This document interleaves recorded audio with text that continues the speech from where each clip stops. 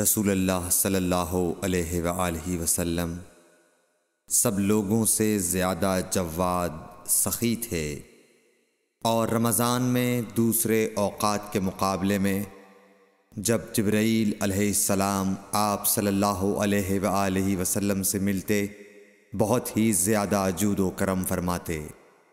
जिब्राईल अलैहिस्सलाम रमज़ान की हर रात में आप सल्लल्लाहु अलैहि वसल्लम से मुलाकात करते और आपके साथ कुरान का दौरा करते। गर्ज़ हज़रत सल्लल्लाहु अलैहि वसल्लम लोगों को भलाई पहुँचाने में बारिश लाने वाली हवा से भी ज़्यादा जूद व करम फरमाया करते थे।